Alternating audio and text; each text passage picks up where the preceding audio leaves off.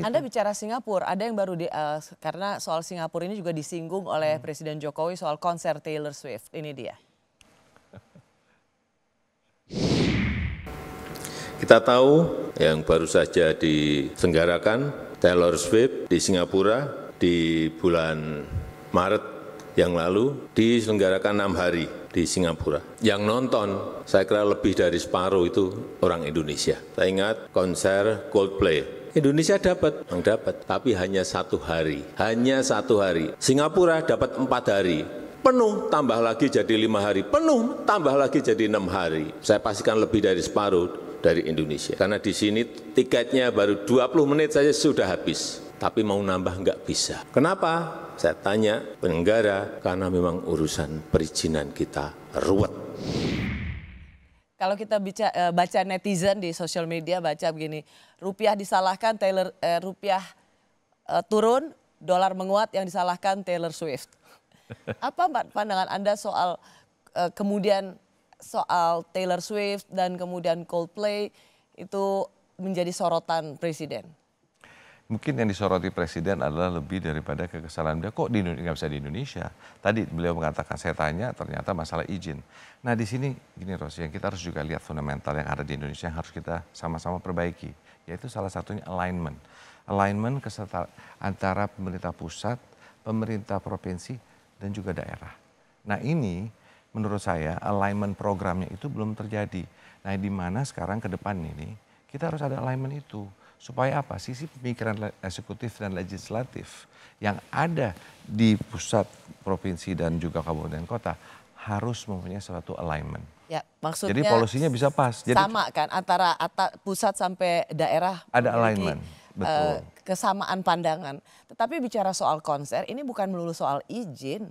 Kita nggak punya tempat. Betul, Lucy. Kita mau di mana? Di GBK. Sintayong sudah marah. Sebaiknya GBK jangan tempat konser. Jadi sebelum kita memanggil artis dunia untuk manggung di Indonesia, siapkan dulu infrastrukturnya supaya artis dunia itu bisa main tanpa mengganggu sepak bola. Setuju.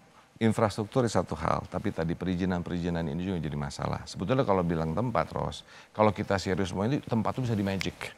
You can create tempat misalnya seketika. Tapi kan hal-hal yang lain ini yang harus kita perhatikan gitu loh. Nah saya setuju infrastruktur dibangun buat konser, tapi kan sebetulnya kita punya kota-kota tuh beautiful. Coba Labuan Bajo misalnya. Coba kita buat sesuatu di sana, konser di pinggir pantai, ditutupi itu dulu. Nggak perlu juga dibangun dahulu.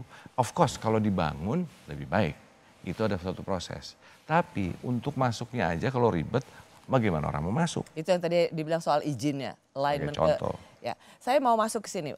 Litbang Kompas Pak Arsyad, survei kepemimpinan nasional yang dilakukan oleh Litbang Kompas 27 Mei hingga 2 Juni itu menunjukkan kepuasan terhadap kinerja pemerintahan Jokowi Ma'ruf Amin di posisi tertinggi dalam 5 tahun kepemimpinan mereka, itu 75,6%.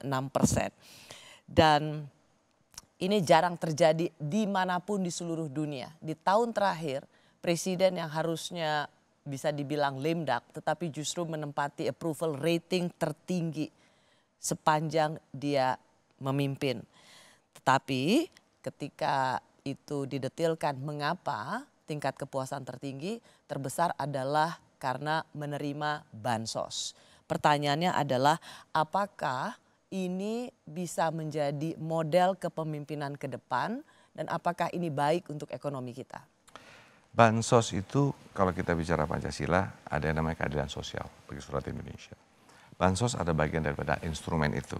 Tapi pertanyaannya sekarang bukan lebih terhadap bansosnya, lebih terhadap datanya. Kita harus melihat bansos ini memang diperlukan untuk yang memerlukan. Tapi tepat sasarannya itu yang harus dilakukan. Nah inilah yang harus kita lakukan, pendataan ke depan yang lebih baik, yang supaya sasarannya tepat. Pertanyaan bantuan sosial itu bisa bermacam-macam. Tinggal apa yang mau dilakukan. Memberikan apa? Memberikan ikannya, memberikan kailnya, atau apa. Nah tapi kalau bicara bansos tadi saya katakan lagi bahwa bagaimanapun kita negara yang memang keberagaman, yang di kondisinya ada ekonominya baik sekali dan masih ada yang rendah. Kita harus melihat membantu yang ini. Nah hal ini tapi dengan cara tepat sasaran dan programnya yang tepat. Jadi kalau bicara bansos, saya itu bagian daripada suatu yang saya katakan sebagai ekonomi Pancasila, ekonomi gotong royong kita. Tapi bukan berarti itu harus terus berlanjut karena harapan kita nggak ada bansos lagi. Iya. Harapan kita ekonomi itu tinggi, kita menjadi sejahtera, nggak perlu ada bansos lagi. Tapi untuk menuju kesejahteraan itu, step by step kita harus perbaiki juga bansos tadi. Tapi buat dari sisi ekonomi, apakah menurut Anda ini cukup sehat?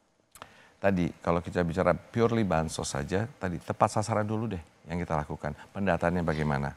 Nah makanya kalau saya lebih condong untuk fokus terhadap ekonomi growth tadi. Kenapa?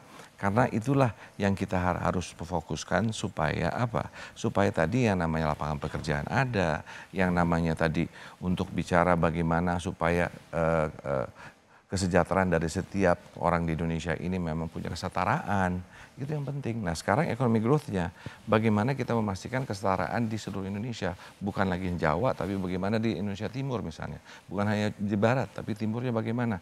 Nah ini yang penting, economic growth dengan memastikan fairness terhadap growth tadi.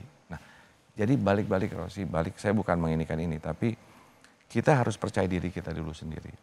Dan tadi bicara bagaimana kita ingin melakukan ke depan ini, seperti Kadin ini, sekarang kita menyiapkan white paper sebagai contoh. White paper itu apa sih? White paper kita sudah membuat peta jalan 2045. Karena tadi kita perlu nih buat ini semua. Karena seperti tadi peta skill aja kita nggak ada kalau kita nggak bisa memaparkan 2045. Lalu 5 tahun snapshot dari itu bagaimana? Nah inilah white paper yang kita buat. Kita meminta sekarang masukan dari semua daerah. Kita masukan dari asosiasi, kita punya 200 asosiasi sektoral. Kita minta pendapatnya untuk apa? Memastikan oke, kendala apa yang dihadapi sekarang ini. Nah dari itu semua harapannya white paper ini yang bisa juga kita ingin berbicara dengan untuk memberikan kepada pemerintah selanjutnya. Kenapa? Di sini penting kesinambungan tadi. Nah, overall white paper dan tadi masukan yang kita lihat dari program Pak Prabowo ke depan, semuanya disatukan. Dari situ perlu alignment. Makanya saya katakan ini perlu ada orientasi. Untuk apa? Untuk si legislatif dan eksekutif. Oke. Karena tadi memang kelihatannya simple, tapi ini membuat wawasan supaya pemikirannya sama. Karena kita nggak bisa hanya pemerintah pusat, ada pemerintah provinsi dan kabupaten yang harus bersama-sama. Ya, jadi contoh kalau zaman dulu, Bappenas kita tuh kuat banget. Dulu tuh Menko, kepala Bappenas, kayak gitu. Nah, ini penting nih. Kita harus ada supaya ada alignment di antara pusat dan daerah dan lebih lagi di antara kementerian. Supaya tadi semuanya berjalan. Tapi menjawab dengan pertanyaan saya tadi, karena bagaimanapun juga siapapun nanti yang ke depan memimpin terutama Pak Prabowo, ini akan menjadi salah satu model bagaimana approval rating itu bisa terlihat dan ketika ditanya bagi yang memberikan penilaian rendah, kenapa? Karena tidak dapat bansos. Jadi ini cukup menjadi salah satu pertimbangan karena mengurangi bansos menjadi tidak populer di masa kedepannya. Pertanyaan saya sekali lagi, ini baik gak buat ekonomi? Tadi balik lagi Ros, bahwa keinginan kita tidak ada bansos akhirnya. Kenapa? Karena supaya kalau tidak ada bansos berarti kita ini sudah sejahtera. Sudah tidak ada lagi yang namanya kemiskinan. Dan itu adalah tujuan kita. Nah, jadi untuk itu saya lebih fokus ingin memastikan bagaimana memastikan ekonomi growth supaya ada kesejahteraan, supaya kemiskinan itu boleh dikatakan nol nantinya. Itu harus menjadi dream kita. Jadi fokusnya harus di sana. Akhirnya dengan sendirinya, Ros, bansos akan berkurang. Di Pilpres 2024, Arsyad Rashid menjadi ketua tim pemenangan nasional Ganjar Pranowo Mahfud MD hingga nonaktif sebagai ketum Kadin. Kini saat Arsyad Rashid aktif kembali sebagai ketum Kadin, muncul isu agar ia mundur dari jabatannya. Apakah ini bermuatan politis?